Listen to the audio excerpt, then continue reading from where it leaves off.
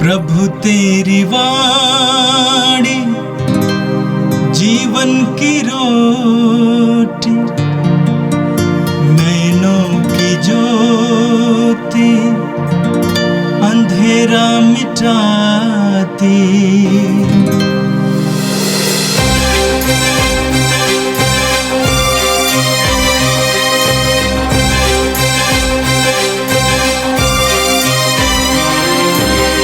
प्रभु तेरी वाणी जीवन की रोटी, नैनों की ज्योति अंधेरा मिटाती।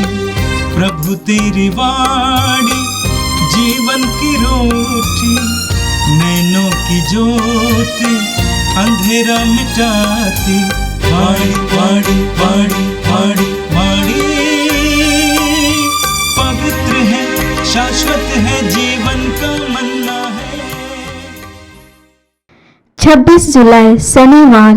पहला पाठ प्रवक्ता ग्रंथ अध्याय 44 पद संख्याएं 1 से 10 और 15 तक। हम पीढ़ियों के क्रम अनुसार अपने लंब प्रतिष्ठ पूर्वजों का गुणगान करें, जिन लोगों के उपकार नहीं भुलाए गए हैं, उनके नाम यहाँ दिए जाएंगे। उन्होंने जो संपत्ति छोड़ दी है वह उनके वंशजों में निहित है।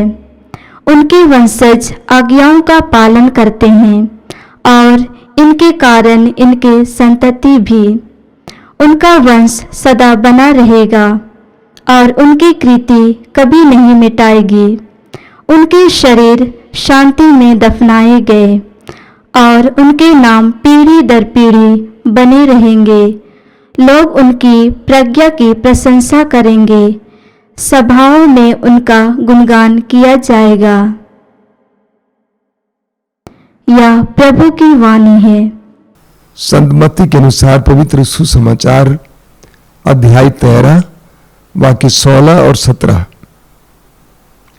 ईसा ने कहा, परंतु धन्य है तुम्हारी आंखें क्योंकि वे देखती हैं, और धन्य है तुम्हारे कान क्योंकि वे सुनते हैं। मैं तुम लोगों से कहता हूं, तुम जो बातें देख रहे हो उन्हें कितने ही नबी और धर्मात्मा देखना चाहते थे, परंतु उन्होंने उन्हें नहीं देखा। और तुम जो बातें सुन रहे हो वे उन्हें सुनना चाहते थे, परंतु उन्होंने उन्हें नहीं सुना। यह प्रभु का दिव्य सुसमाचार है। ख्रिस्त प्रभु की जय। मेरे प्रिय भाई और बहनों, आज हम प्रभु यीशु की माता मरियम के माता पिता जोआखिम और अन्ना का पर्व मनाते हैं। चारों सुसमाचारों में कहीं भी हमें इस बात की जानकारी नहीं मिलती है कि माता मरियम के माता पिता का क्या नाम था। लेकिन दूसरी सदी में प्राप्त एक सुसमाचार जो याकूब का सुसमाचार कहा गया है, उसमें इस बात का वर्णन है कि माता मरियम के माता पिता का नाम जोआखिम और अन्ना है।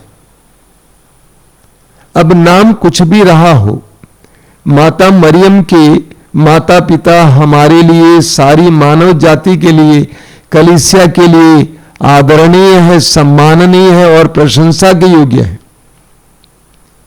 जिन्होंने एक ऐसी पुत्री को जन्म दिया जिसने ईश्वर से हाँ कहा, एक संपूर्ण हाँ। हम जानते हैं सुसमाचार में लिखा हुआ है, जब स्वर्गदूत ने कहा कि आप गर्भवती होंगी, पुत्र प्रसव करेंगी, और प्रभु का संदेश मरियम को सुनाया गया, अंत में मरियम ने कहा, मैं प्रभु की दासी हूं, आपका कथन मुझ में पूरा हो जाए। ये एक बार की बात नहीं है, बल्कि संपूर्ण जीवन में यही बात गूंज रही थी। और उनके जीवन के अंतिम पल तक मरियम ने ईश्वर की आज्ञा का पालन किया, ईश्वर के लिए पूरी तरह से समर्पित थी।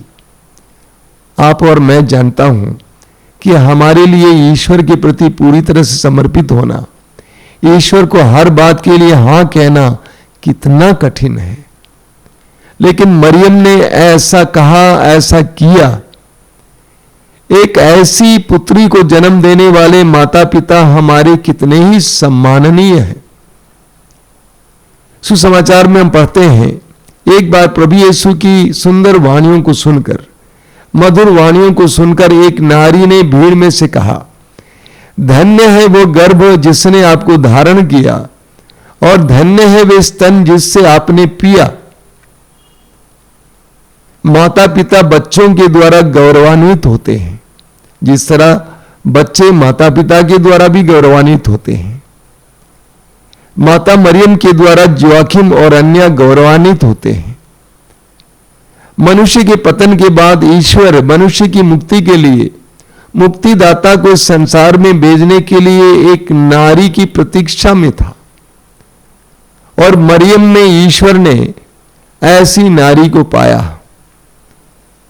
ऐसी नारी, ऐसी पुत्री को जन्म देने वाले कितने पवित्र रहे होंगे, कितने भक्तिमय रहे होंगे, ईश्वर के प्रति कितनी श्रद्धा रखते रहे होंगे। इसलिए जोआखिम और अन्ना हमारे लिए आदरणीय है, हमारे लिए सम्माननीय है।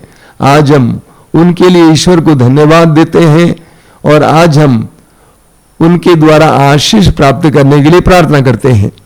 आज का पहला पाठ प्रवक्ता ग्रंथ के अध्याय 44 से लिया गया था।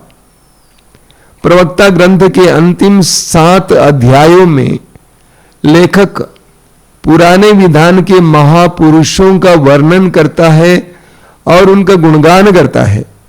वाक्य 10 में आज सुना आपने, जिन लोगों के उपकार नहीं भुलाए गए हैं उनके नाम यहां दिए जाएंगे। जिन लोगों के उपकार नहीं भुलाए गए हैं उनके नाम यहां दिए जाएंगे। देखिए, हम उन लोगों को भी याद करते हैं जो अधर्मी थे उनकी मृत्यु के बाद, और उनको भी याद करते हैं जो धर्मी थे, जो सद्गुणी थे, धर्मी थे, सत्कर्म करते थे। उनकी स्मृति हमारे अंदर प्रेरणा लाती है, हमारे अंदर ऊर्जा लाती है। वचन कहता है, जिन लोगों के उपकार नहीं बुलाए गए हैं उनके नाम यहां दिए गए हैं। उन्होंने जो संपत्ति छोड़ी है वह उनके वंशजों में निहित है। उन्होंने जो संपत्ति छोड़ी है, सत्कर्मी लोग किस प्रकार की संपत्ति छोड़ते हैं? आजकल माता पिता अपने बच्चों के लिए संपत्ति इकट्ठा करने में लगे हुए हैं। किस प्रकार की संपत्ति हम जानते हैं? भौतिक संपत्ति, धन, दौलत। लेकिन हम जानते हैं कि धन दौलत मिटने वाली चीजें हैं, नश्वर चीजें हैं। लेकिन पुराने जमाने में लोग इसको संपत्ति नहीं मानते थे।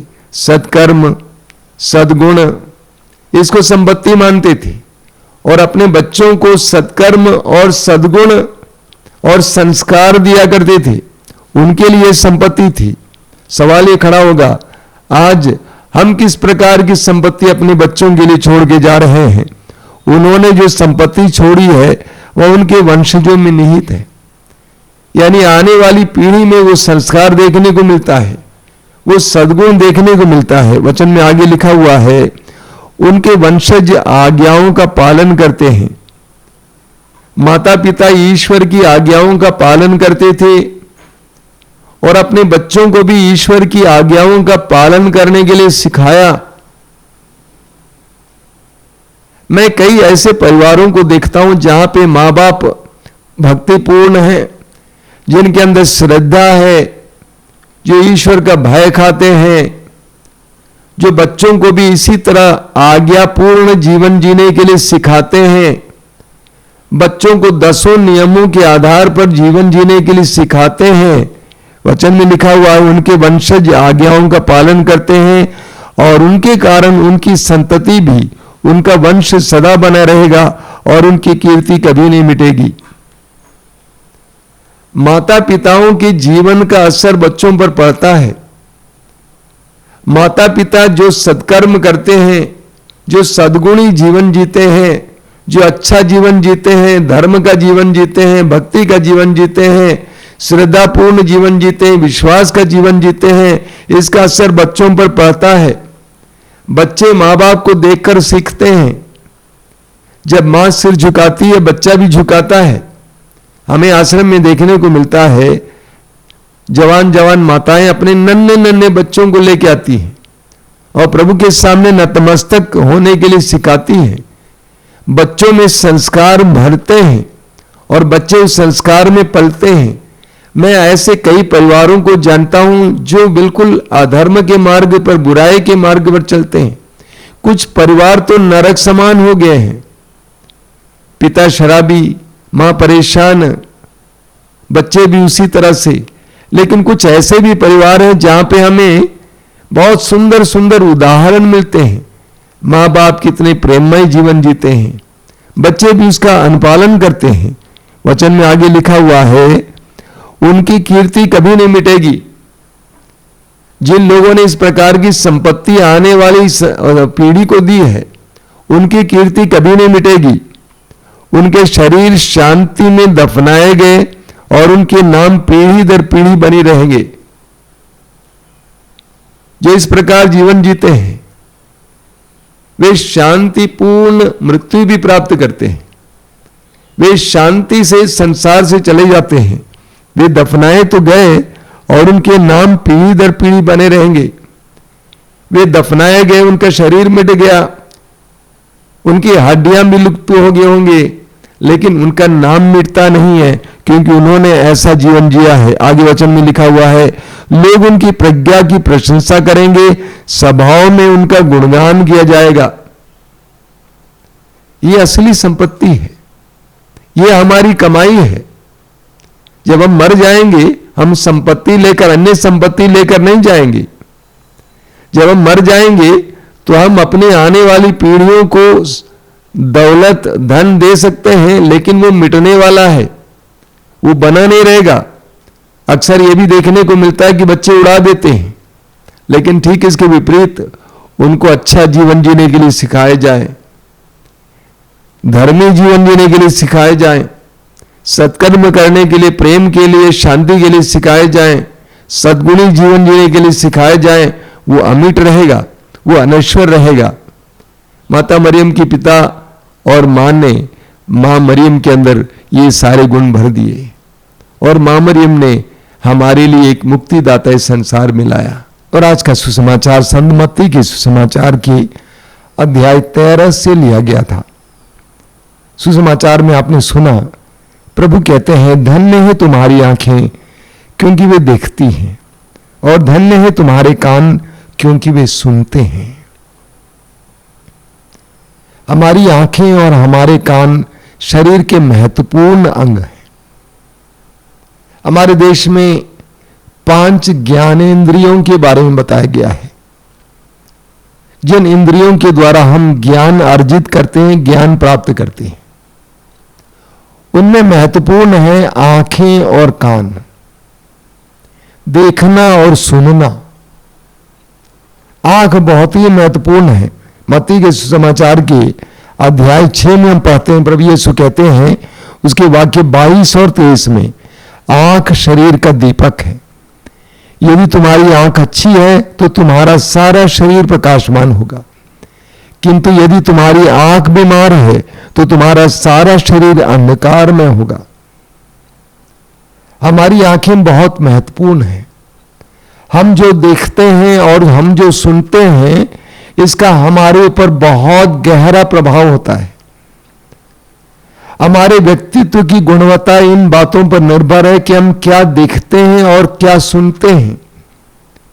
आज हमें कैसे कैसे खबर सुनने को मिलती है। हमें सुनने को मिलती है कि छोटे छोटे नन्हे नन्हे बच्चियों के साथ बलात्कार होता है, 3 साल की बच्ची के साथ, 7 साल की बच्ची के साथ, 9 साल की बच्ची के साथ बलात्कार होता है। ऐसा क्यों होता है?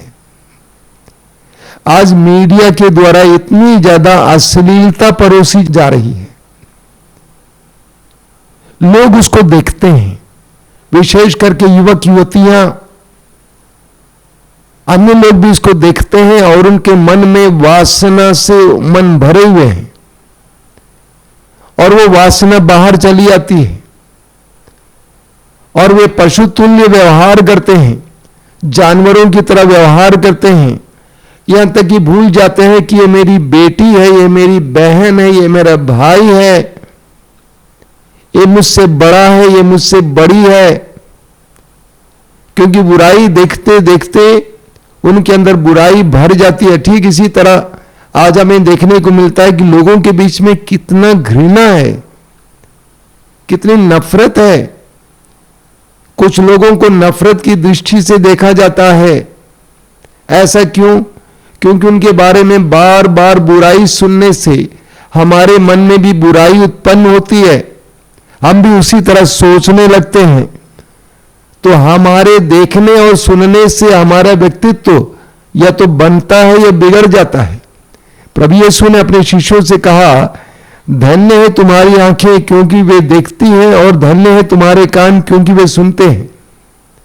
ठीक इसके पहले प्रभु यीशु ने जब दृष्टांतों में शिष्यों से बात करना शुरू किया तो शिष्यों ने कहा कि आप दृष्टांतों को क्यों इस्तेमाल करते हैं? तो प्रभु ने कहा कि ताकि तुम और तुम जैसे लोग उसको सुने और समझ जाएं। जबकि जो धर्म के शिक्षित वर्ग था, धर्म के ज्ञानी थे, उन्होंने सुनने से इनकार किया, देखने से इनकार किया। लेकिन प्रभु यीशु अपने शिष्यों को तारीफ करते हुए कहते हैं, प्रशंसा करते हुए कहते हैं कि तुम्हारी आंखें देखती हैं और तुम्हारे कान सुनते हैं। तुम खुले मन के हो, खुले दिल के हो, तुम ईश्वर की महिमा देख रहे हो, तुम ईश्वर की वाणी सुन रहे हो, तुम कितने धन्य हो। आगे प्रभु कहते हैं इतना ही नहीं, कुछ लोग इसलिए देख नहीं पाए, कुछ लोग इसलिए सुन नहीं पाए क्योंकि उन्होंने यीशु पर विश्वास नहीं किया। उन्होंने अपनी आंखें बंद की थी, उन्होंने अपने कान बंद किए थे, इसलिए वे न सुन पाए न देख पाए। इसलिए प्रभु यीशु कहते तुम धन्य हो क्योंकि तुम देखते हो। हमें वचन में पढ़ने को मिलता है कि संत पौलुस कुरिन्थियों के पहले पत्र के अध्याय 9 में उसके वाक्य 1 में कहते हैं, क्या मैं प्रेरित नहीं हूं? क्या मैंने यीशु को नहीं देखा है? क्या मैं प्रेरित नहीं हूं? क्या मैंने यीशु को नहीं देखा है? वही पौलुस इब्रानियों के पत्र के अध्याय 1 वाक्य 1 में कहते हैं, अंत में ईश्वर अपने पुत्र के द्वारा बोला है। पौलुस कहते हैं कि हमने यीशु के द्वारा सुना है, हमने पुत्र के द्वारा सुना है, ईश्वर की वाणी ईश्वर के पुत्र के द्वारा सुना है। प्रेरित चरित्र के अध्याय 4 उसके वाक्य 20 में पेतरुस कहते हैं, हमने जो देखा है और सुना है उसके विषय में न कहना हमारे लिए असंभव है। शिष्यों ने यीशु को देखा, शिष्यों ने यीशु को सुना। यूहन्ना के सुसमाचार के अध्याय 1 उसके वाक्य 14 में यूहन्ना कहते हैं, हमने इसकी महिमा देखी है। आगे यूहन्ना कहते हैं, वो अनुग्रह तथा सत्य से परिपूर्ण था।